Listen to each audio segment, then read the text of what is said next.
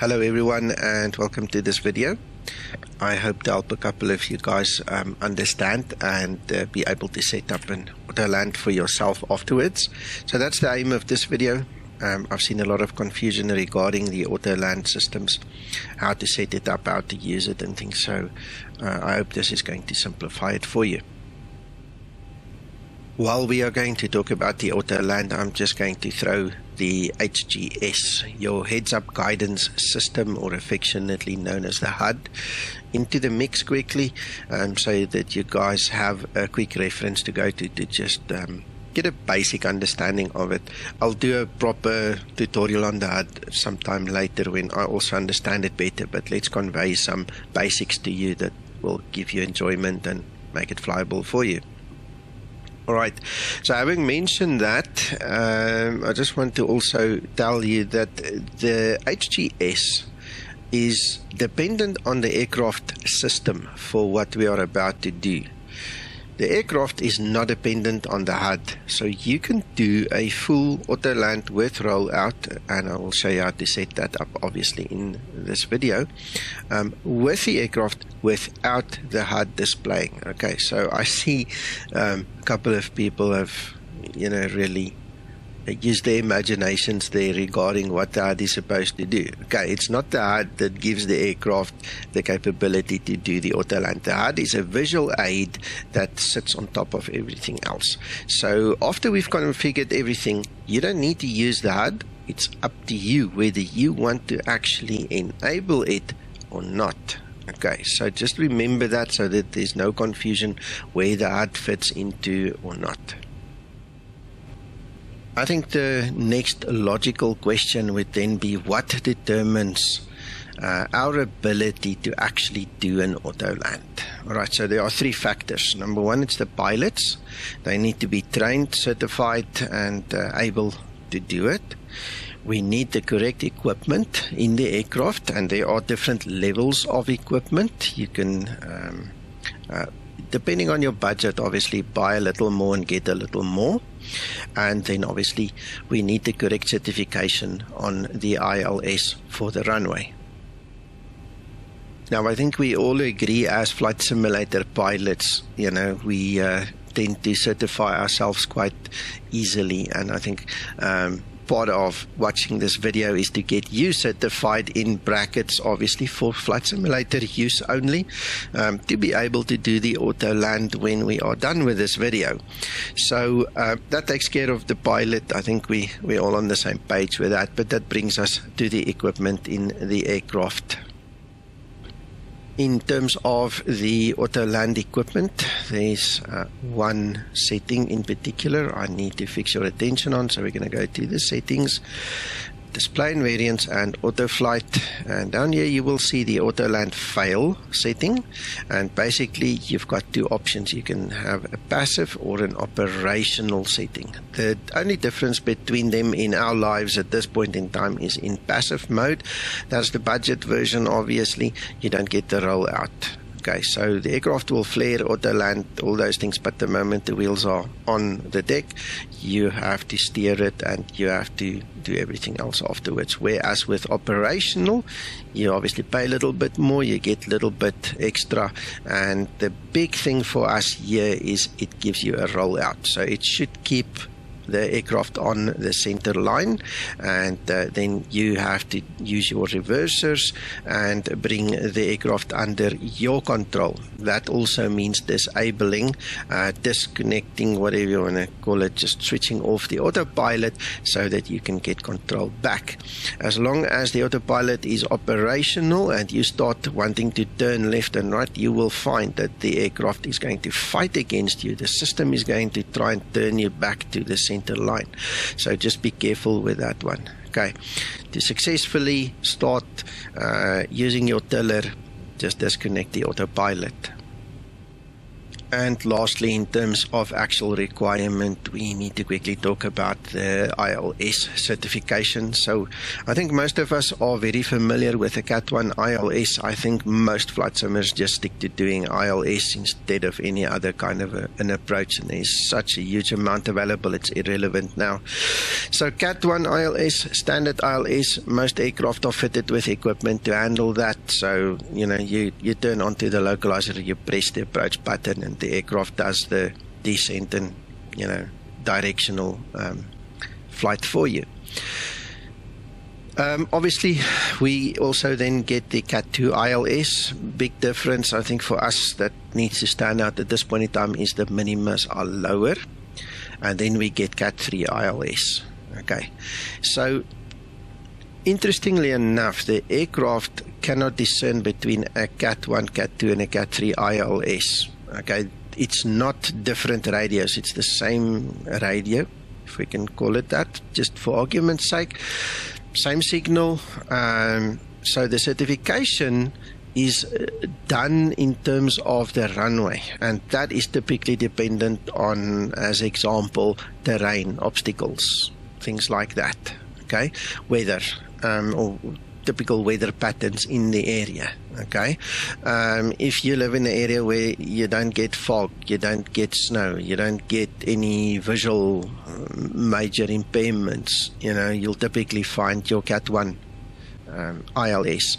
If you live in an area where you're prone to fog, if you are prone to visual problems, for whatever reason, then that's typically why they would certify the runway for a Cat 3.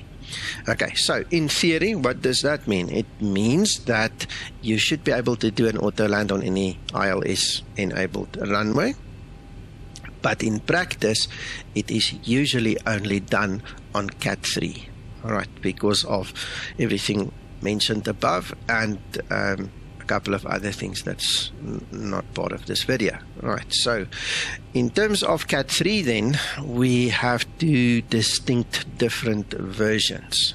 Okay, and I just want to quickly show you a chart of an airport. It's not the one where we are flying at. I'm going to show you that chart as well so that you guys just see the quick difference there.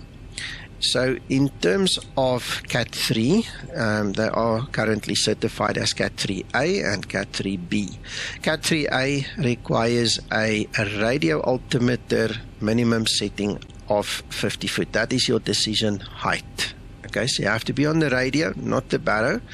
You have to be on the radio. It's 50 foot that you have to set in your aircraft, and you're going to do it this way. You're going to switch to a radio, and you are just going to turn the wheel until you get to 50. Right, so that means that you can fly down to a Cat 3A minimum. All right, that is your decision height. All right, that's it. Now your Cat 3B, that means full auto land. There is no restriction or requirement for a minimum, and that is typically the one that we're going to do today, because we're going to use the rollout and all those things, and it's going to be fully automated until such time as we take control of the aircraft on the runway. All right, so that is where that one comes into. Right, so I'm just going to quickly go to our runway. Another thing I want to bring under your attention is please be careful. As you can see at the bottom there, we've got a Cat 3, that's for a chart for Cat 2 and 3.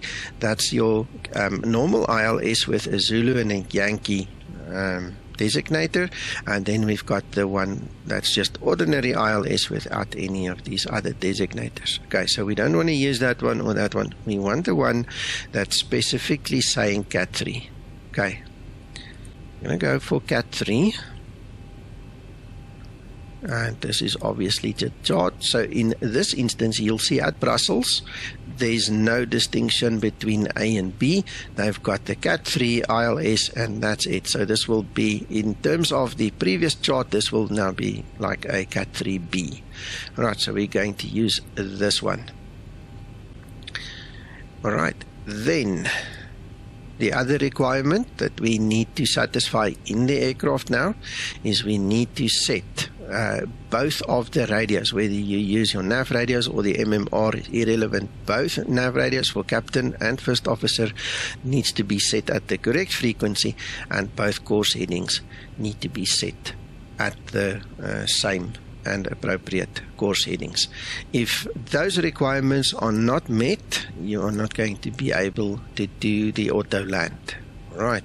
So once they are set, obviously the final requirement is going to be that once you are on the approach, you have to enable Command B. So you have to fly on both autopilots, and that gives you the dual autopilot Cat 3 Autoland. And that's as easy as that. Alright, so with that knowledge in hand, let us quickly see whether I configured my aircraft correctly and use this as a demonstration just to remind you. 249 on the course, 249 on the course. We've got the runway heading as well. That's perfect. We're going to go up to 2,000 foot because that is our intercept altitude for the ILS. We're not going to fly very far, literally just a circuit to go and capture that one. Right, the rest of the aircraft is configured. Right, the one thing I did not configure yet is actually the HGS module. I'm going to quickly do that, and we can talk about that as well.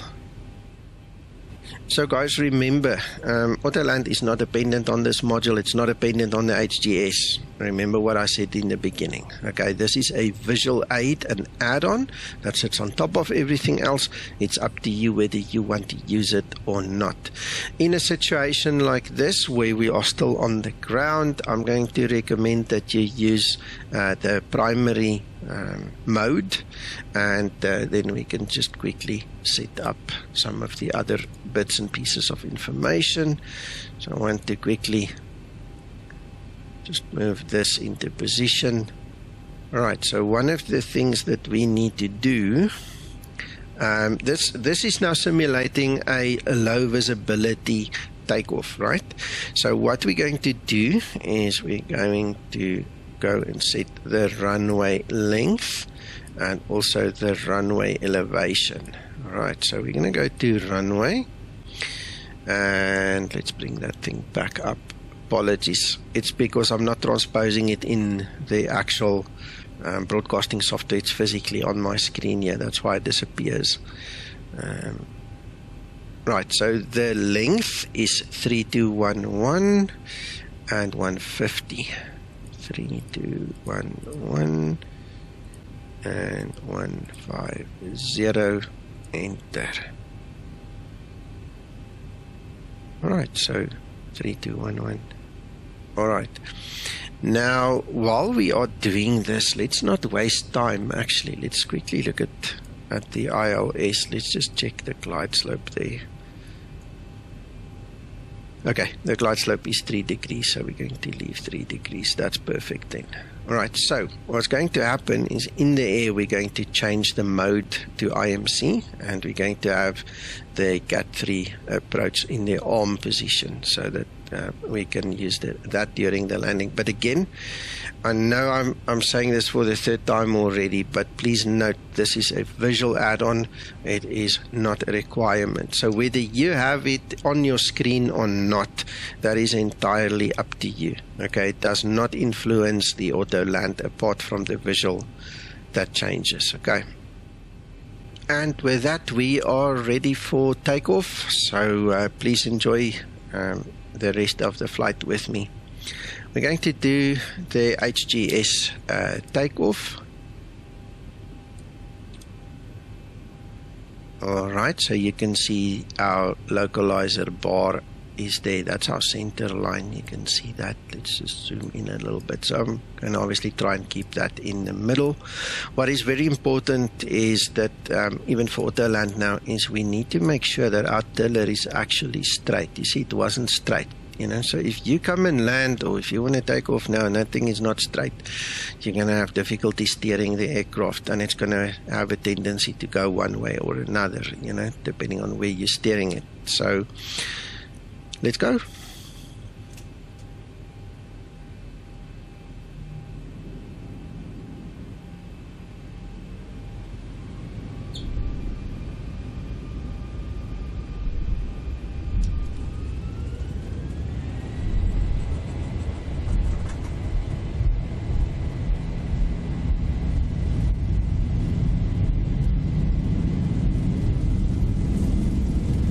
I'm oversteering it a little bit with my feet, you see.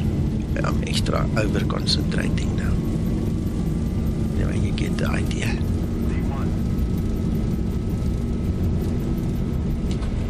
Alright, let's go. I think that's good enough. We wouldn't have killed anybody even if we had zero visibility there, so that's really good. Alright, let's go gear up.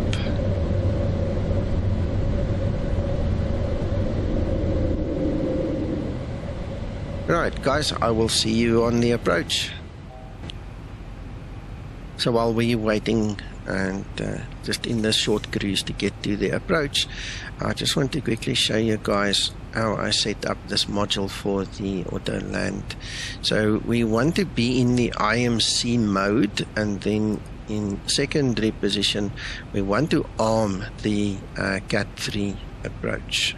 Okay, we obviously had the settings for the elevation and the runway length from the ground. Now we're using the same runway, so we don't have to worry about that. If you're using a different runway, make sure to enter that information now. Okay, so this will enable the full Autoland, give us, you know, the deck minimums, you know, down to the deck, and the rollout and all those things you'll see on the HGS as the you know, information changes, you'll see later on. And that's it. So I'm waiting for the turn here, and then we'll go on to the approach, and we'll catch up with you then.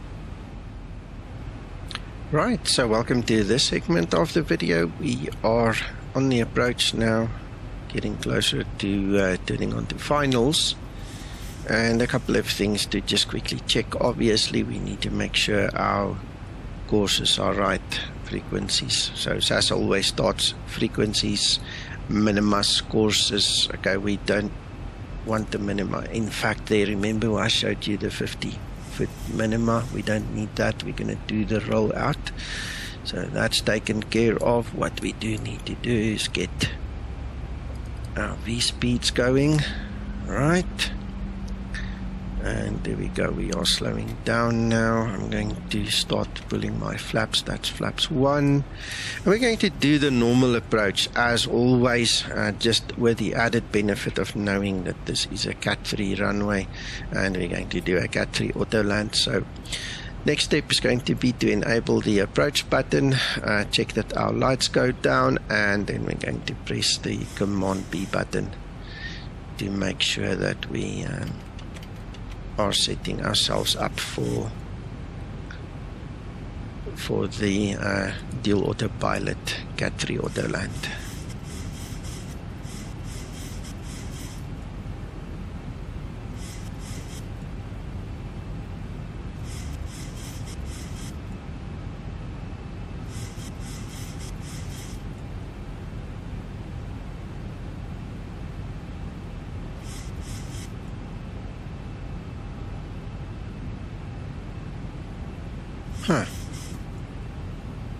I don't see a reduction in our speed over there. I'm just going to intervene quickly.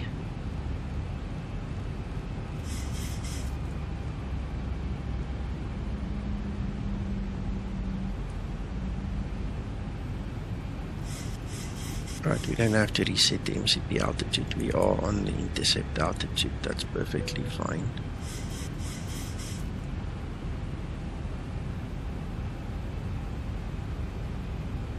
Right, I'm going to pull my speed brake just to make sure that we are slowing down. Alright, so there's the approach button. The aircraft's going to roll onto the localizer for us. And I keep on slowing down. And now we're just going to do the normal thing as usual. We obviously need to know what the go around altitude is, and in this instance it is 4,000. Here we go, there's 4,000. And we're going to press our second autopilot, the command B. So now we have both autopilots in standby mode, and we are just going to continue the land approach as usual.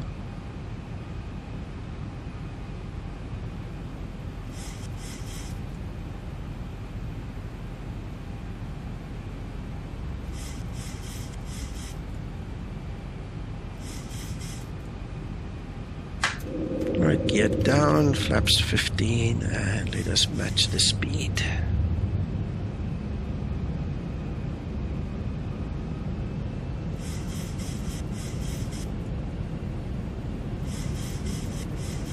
Over here you can now see we are in the approach 3 mode, and there you can see the rollout is armed, just as we discussed earlier. And at this point in time we can go flaps 30 and match our speed. Right.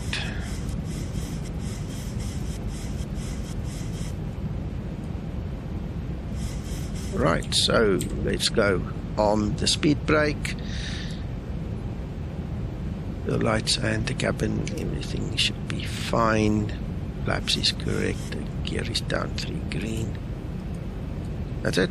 Now all we're going to do when we get onto the runways, we're going to activate our reverse thrusters. 1,000 feet stabilized, Mr. Perch, altitude 7.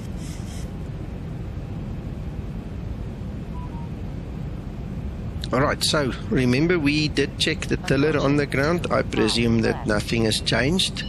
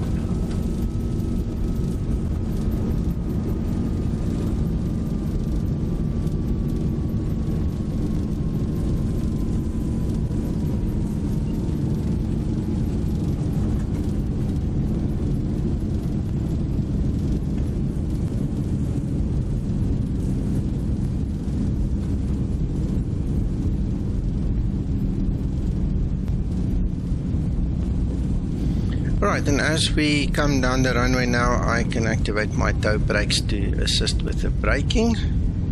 You see auto brake is now off, our spoilers is still deployed, reverse thrust is still on. I'm just using the reverse thrust because of the icing conditions here on the runway. Some of you will know already. In explain the icing conditions is a bit harsh. You've got to stop